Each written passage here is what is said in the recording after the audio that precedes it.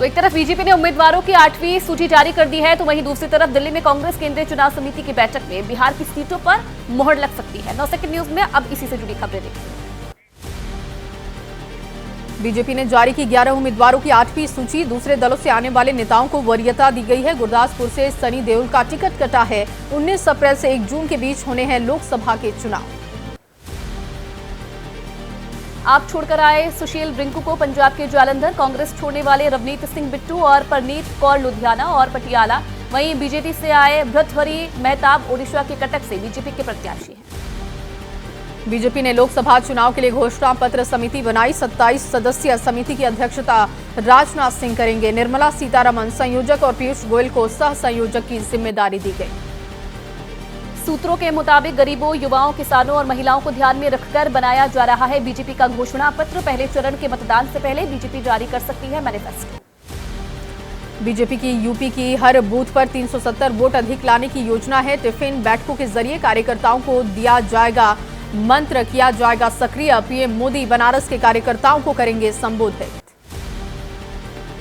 आज केंद्रीय गृह और सहकारिता मंत्री अमित शाह का राजस्थान का चुनावी दौरा। जयपुर में लोकसभा की कोर कमेटी की बैठक में शामिल होंगे। सीकर में रोड शो करेंगे गृह मंत्री अमित शाह। आज शाम 6 बजे दिल्ली में कांग्रेस केंद्रीय चुनाव समिति की बैठक है। उम्मीदवारों को लेकर किया जाएगा मंथन। बिहार की सीटों पर लग सकती है मुहर। बिहार में कांग्रेस 9 सीटों पर लड़ेगी चुनाव।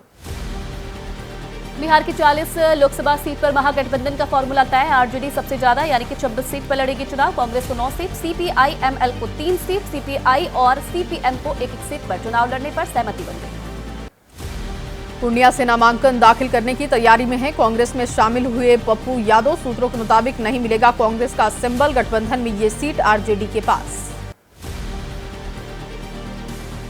नामांकन पर बोले पप्पू यादव, जनता ने कह दिया पर्चा भरिए। मैंने राहुल प्रियंका तक अपनी बात पहुंचा दी है। गठबंधन टूटने जैसी कोई बात नहीं है। हमें भी बड़े बेटे के रूप में लालू जी के आशीर्वाद की अपेक्षा है। पूर्णिया सीट को लेकर बोले बिहार कांग्रेस अध्यक्ष अखिलेश प्रसाद सिंह, गठबंधन तय हो चुका है। पूर्णिया मामले का जवाब दिया जा चुका है। अब इस पर कुछ भी नहीं कहना चाहता। लोक जनशक्ति पार्टी रामविलास के 5 उम्मीदवारों की घोषणा। कार्यकर्ताओं ने चिराग पासवान के आवास पर मनाया जश्न। चिराग पासवान ने कहा बिहार में एनडीए गठबंधन जीतेगा 40 की 40। पूर्णिया सीट को लेकर चिराग पासवान का महागठबंधन के नेताओं पर तंज। कहा हम लोगों ने ठीक से सीटों का बंटवारा कर लिया, लेकिन विपक्ष में गठबंधन की मर्यादा को तोड़ा जा रहा। चुनाव नहीं लड़ेगी बल्कि एनडीए का समर्थन करेगी पशुपति पारस की आरएलजेपी। पूर्व केंद्रीय मंत्री पशुपति पारस ने एक्स पर लिखा, प्रधानमंत्री नरेंद्र मोदी हमारे भी नेता और उनका निर्णय हमारे लिए सर्वोपरि है। एसपी ने खजुराहो से मनोज यादव को बनाया उम्मीदवार। बीजेपी के मौजूदा सांसद और एमपी बीजेपी अध्यक्ष विष्णुदत्त शर्मा से होगा मुकाबला। गठबंधन के तहत एसपी को एमपी में मिली है 1 सीट। आज से मध्य प्रदेश में कांग्रेस का 1 वोट 1 नोट अभियान। पार्टी का खाता सीज करने का मुद्दा मतदाताओं तक ले जाने की तैयारी कर रही है कांग्रेस। चुनाव के लिए आवाम से जुटाएगी जनता। एमपी में कांग्रेस प्रत्याशी दिग्विजय सिंह पदयात्रा के जरिए करेंगे प्रचार। आज राजगढ़ की सुसनेर विधानसभा में करेंगे प्रचार अभियान की शुरुआत। 8 विधानसभाओं को कवर करेंगे।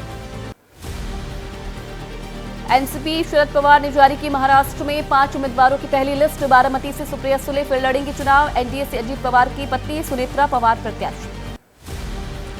शरद पवार की पार्टी ने एकनाथ शिंदे के शिवसेना और बीजेपी के खिलाफ निर्वाचन आयोग में दर्ज कराई है शिकायत। स्टार प्रचारकों के रूप में दूसरे दलों के व्यक्तियों के नाम प्रकाशित करने का आरोप। और चलिए 9 सेकंड न्यूज में अब देखिए राजनीति की कुछ और अहम खबरें।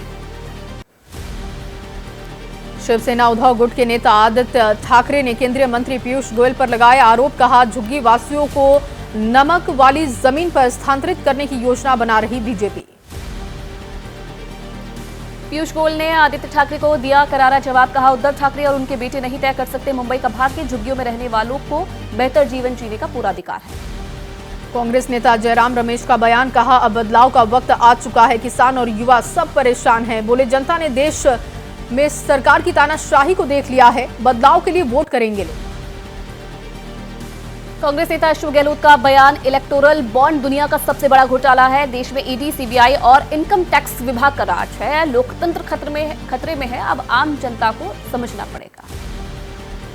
एसपी नेता शिवपाल यादव ने बीजेपी पर बोला हमला, कहा बीजेपी पैसा ले तो चंदा और विपक्ष ले तो ईडी और सीबीआई से जांच कराते हैं। चुनाव जीतने के लिए सत्ता का दुरुपयोग कर रही बीजेपी।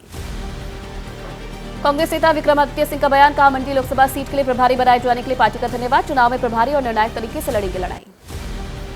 दिल्ली में बीजेपी नेता जफर इस्लाम ने कांग्रेस पर बोला हमला, कहा टैक्स फ्रॉड में कोर्ट से और आईटी से राहत नहीं मिली, इसीलिए कांग्रेस कर रही प्रदर्शन। केरल के तिरुवनंतपुरम में इनकम टैक्स के खिलाफ कांग्रेस का हल्ला बोल। कांग्रेस कार्यकर्ताओं और नेताओं ने इनकम टैक्स के ऑफिस के बाहर जमकर किया प्रदर्शन। लोकसभा चुनाव के मद्देनजर सुरक्षा बलों ने कश्मीर घाटी में किया फ्लैग मार्च, लोगों को मतदान के प्रति जागरूक किया। उत्तराखंड के अल्मोड़ा में सीएम धामी ने किया रोड शो। अल्मोड़ा लोकसभा प्रत्याशी अजय टम्टा के समर्थन में रानीखेत में जनता से मांगा आशीर्वाद।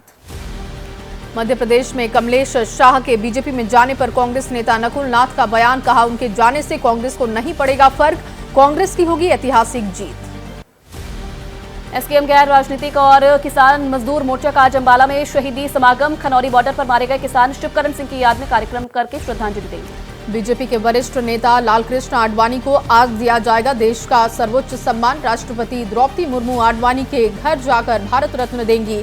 पीएम मोदी, अमित शाह भी होंगे मौजूद। ओडिशा के पुरी में सैंड आर्टिस्ट सुदर्शन पटनायक ने लालकृष्ण आडवाणी को बधाई देते हुए बनाई सैंड आर्ट। आज लालकृष्ण आडवाणी को भारत रत्न से किया जाएगा सम्मान। यूपी मदरसा एक्ट को रद्द करने के लिए हाई कोर्ट लखनऊ बेंच के फैसले को सुप्रीम कोर्ट में चुनौती। कोर्ट ने सभी मदरसा छात्रों का दाखिला सामान्य स्कूल में कराने का आदेश दिया था। झारखंड के पूर्व सीएम हेमंत सोरेन समेत 5 लोगों के खिलाफ ईडी ने आरोप पत्र दायर किए हैं। पीएमएलए कोर्ट ने भूमि घोटाले के मामले में सोरेन की बढ़ाई न्यायिक हिरासत।